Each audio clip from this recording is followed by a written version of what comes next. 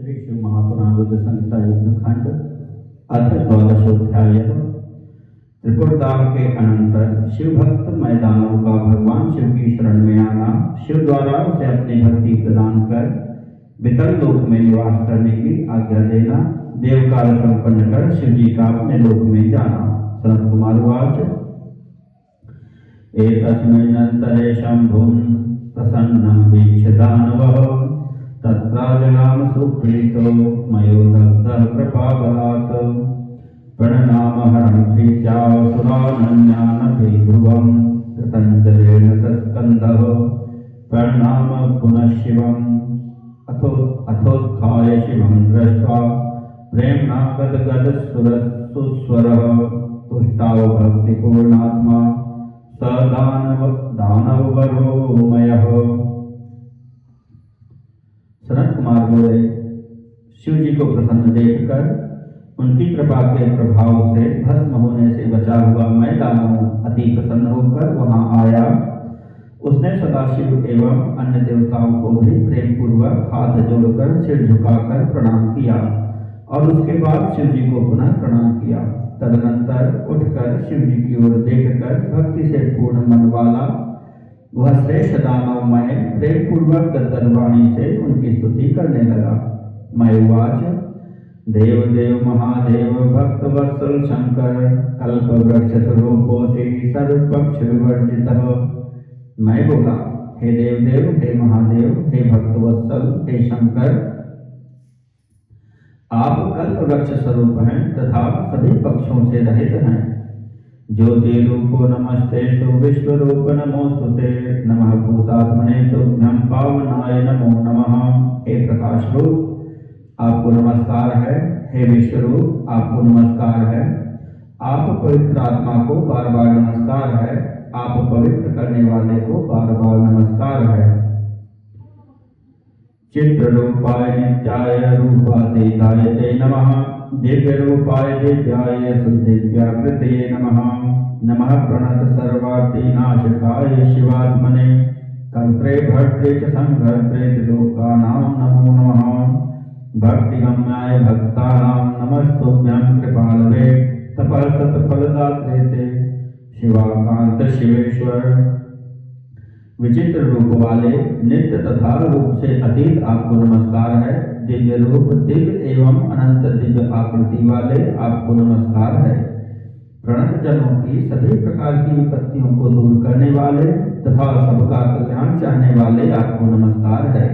त्रिलोकी के कर्ता भर्ता तथा हर्ता आपको बार बार नमस्कार है। हे शिवाकांत, हे शिवेश्वर, भक्तों को भक्ति से प्राप्त होने वाले, कृपा करने वाले तथा तपस्या का उत्तम फल देने वाले आपको प्रणाम है।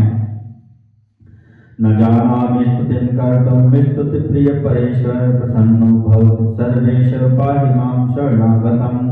हे स्तुति प्रिय, हे परमेश्वर, मैं स्तुति करना नहीं जानता हूँ। हे सर्वेश, आप प्रसन्न हो जाइए और मुझ शरणागत की रक्षा कीजिए। सनत कुमार वाच इत्याकर्णमयोक्तां हि संस्तुतिं परमेश्वरः प्रसन्नो भूत द्विजश्रेष्ठ मयं प्रवाच चादरात्।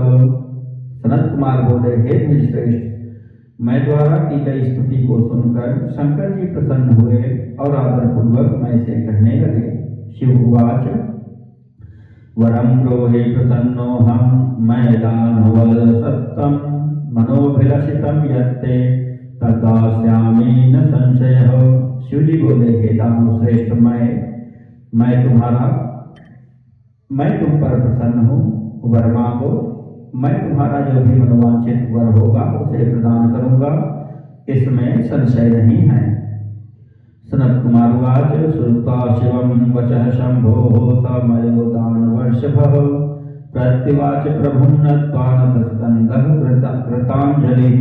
सनत कुमार बोले, शिव का कल्याणकारी वचन सुनकर दानव श्रेष्ठ मैं हाथ जोड़कर सिर झुकाकर शिव को नमस्कार कर कहने लगा। मैं उवाच देव देव महादेव प्रसन्नो यदि मे भवान्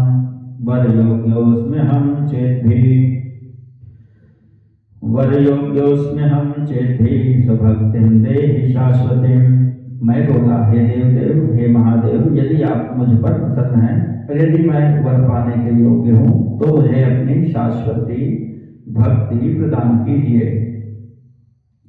स्वभक्तेषु सदा सख्यं दीनेषु च दयां सदा उपेक्षा मन्य जीवेषु खलेषु परमेश्वर कदापि नासुरो भावो भवेन मम महेश्वर निर्भयश्यां सदा नाथ मग्नस्तद भजने शुभे। हे परमेश्वर, आप अपने भक्तों के प्रति सर्वदा सख्य भाव तथा दीनों के प्रति सदा दया भाव रखिए और अन्य खल जीवों की उपेक्षा कीजिए। हे महेश्वर, मुझ में कभी भी असुर भाव न रहे। हे नाथ, मैं सदा निर्भय एवं आपके शुभ भजन में मग्न रहूं। सनत कुमार उवाच इति सम्प्रार्थ्यमानस्तु शंकरः परमेश्वरः प्रत्युवाच मयं नाथ प्रसन्नो भक्तवत्सलः। सनत कुमार बोले, इस प्रकार मैं दानों के प्रार्थना करने पर भक्तवत्सल परमेश्वर भगवान शंकर प्रसन्न होकर मैं से कहने लगे। महेश्वर उवाच दानवर्षभ धन्यस्त्वं मद्भक्तो निर्विकारवान् प्रदत्तास्ते वराः सर्वे भीतिता ये तवाधुना गच्छतं वितलं लोकं रमणीयं ते दिवोभिः समेतः परिवारेण निजेन मम शासनात् निर्भयस्तत्र सन्तिष्ठ संभ्रष्टो भक्तिमान् सदा कदापि नासुरो भावो भविष्यति मदाज्ञया। महेश्वर बोले, हे दानव श्रेष्ठ, तुम धन्य हो, तुम मेरे विकार रहित भक्त हो। इस समय जो भी तुम्हारे अभीष्टवर हैं उन सबको मैंने तुम्हें दे दिया। तुम मेरी आज्ञा से अपने परिवार सहित स्वर्गलोक से भी मनोहर वितल लोक को जाओ और भक्ति युक्त तथा निर्भय होकर वहां रहो। मेरी आज्ञा से तुम्हारे चित्त में कभी भी असुर भाव उत्पन्न नहीं होगा। सनत कुमार उवाच इत्याज्ञां शिरसाधाय शंकरस्य महात्मनः तं प्रणम्य सुरांश्चापि वितलं व्रजगामसः। एतस्मिन्नन्तरे ते वै मुण्डिनश्च समागताः प्रणम्योच्चृष्ट तान् सर्वान् विष्णु ब्रह्मादिकान् सुरान्।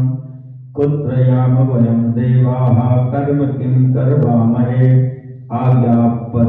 आज्ञापयतनः शीघ्रं भवदादेशकारकान्। सनत कुमार बोले, हे व्यास, उसके बाद शिव जी की आज्ञा शिरोधार्य कर उनको तथा देवताओं को भी प्रणाम कर वह वितल लोक को चला गया। इसी बीच वे मुंडी भी वहां आ गए और ब्रह्मा विष्णु आदि उन सभी देवताओं को प्रणाम कर कहने लगे, हे देवताओं, हम लोग कहाँ जाएं तथा क्या करें? आपकी आज्ञा मानने वाले हम सभी को शीघ्रता से आज्ञा दीजिए। कृतं दुष्कर्म चास्माभिर्हे हरेः विधे सुराः दैत्यानां शिवभक्तानां शिवभक्तिर्विनाशिता कोटिकल्पानि नरकेनो वासस्तु भविष्यति नोद्धारो भावितानूनं शिवभक्तविरोधिनां परन्तु भवदिच्छातो इदं दुष्कर्म न कृतं तच्छान्तिं कृपया ब्रूतो वयं वह शरणागताः। हे हरे, हे विधे, हे देवो, हम लोगों ने दुष्कर्म किया है जो कि शिव जी में भक्ति रखने वाले दानवों की शिव भक्ति को विनष्ट किया। इस पाप के फलस्वरूप करोड़ों कल्पों तक नरक में हम लोगों का वास होगा। शिव भक्तों का विरोध करने वाले हम लोगों का उद्धार निश्चित रूप से नहीं होगा, किंतु हम लोगों ने आप लोगों की इच्छा से ही यह दुष्कर्म किया है। अतः कृपा पूर्वक आप लोग उसकी शांति का मार्ग बताएं। हम आप लोगों के शरणागत हैं। सनत कुमार उवाच तेषां तद्वचनं श्रुत्वा विष्णु ब्रह्मादयः सुराः अब्रुवन्मुण्डिनस्तांस्ते स्थितानग्रे कृतांजलि। सनत कुमार बोले, उनका यह वचन सुनकर विष्णु ब्रह्मादि देवता अपने आगे हाथ जोड़कर खड़े उन मुंडियों से कहने लगे, विष्णुवादय ऊचुः नाभेतव्यं भवद्भिस्तु मुण्डिनो वै कदाचन शिवाज्ञयेतं सकलं जातं चरितमुत्तमं युष्माकं भविता नैव को गतिर्दुःखदायिनी शिवदासाय तो यूयं देवर्षि हितकारकाः। विष्णु आदि देवता बोले, हे मुंडियों, तुम लोग किसी प्रकार का भय मत करो, यह सारा उत्तम चरित्र शिव जी की आज्ञा से हुआ है। तुम लोगों को दुख देने वाली दुर्गति कदापि नहीं न होगी, क्योंकि तुम लोग शिव जी के दास हो और देवताओं एवं ऋषियों के हितकारी हो। सुरर्षि हितकृत शंभु सुरर्षि हितकृत प्रियः सुरर्षि हितकृण्णाम कदापि कुगतिर्न हि अद्यतो मतमेतं हि प्रविष्टानां नृणां कलौ कुगतिर्भविता ब्रूमः सत्यं नैवात्र संशयः। शंकर जी देवगणों एवं ऋषियों के हित करता है। शंकर जी देवगणों एवं ऋषियों के हित करता है और देवताओं तथा ऋषियों का हित करने वाले लोग उन्हें प्रिय हैं। अतः देवताओं तथा ऋषियों का हित करने वाले मनुष्यों की कदापि दुर्गति नहीं होती। इसके विपरीत मत को स्वीकार करने वाले मनुष्यों की कलयुग में दुर्गति होगी। हम यह सत्य कहते हैं, इसमें संदेह नहीं है।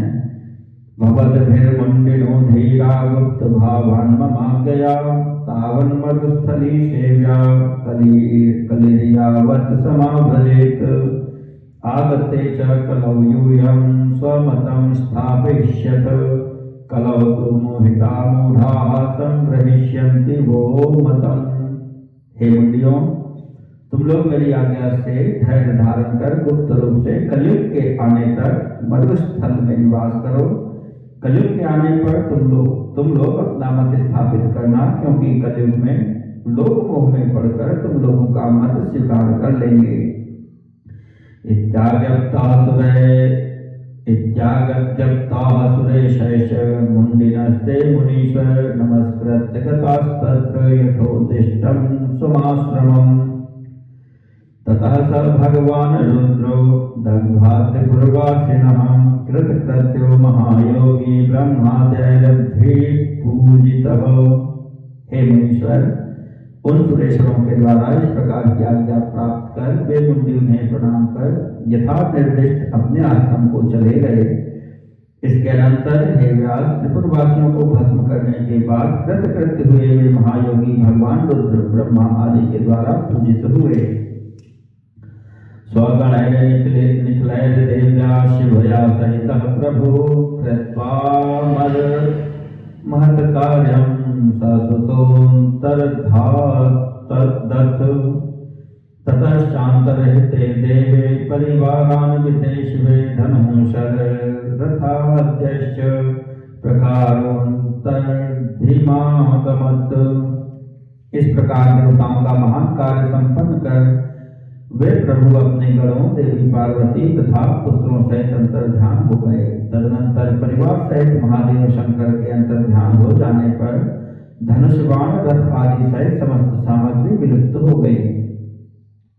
ततो ब्रह्मा हरिर्देवा मुनि गंधर्व किन्नराः नागाः सर्पाश्चाप्सरसः संभृष्टाश्चाथ मानुषाः स्वं संस्थानं मुदा जगमुः शंसन्तः शांकरं यशः स्वं संस्थानमनुप्राप्य निर्वृतिं परमां ययुः। इसके बाद ब्रह्मा विष्णु आदि सभी देवता मुनि गंधर्व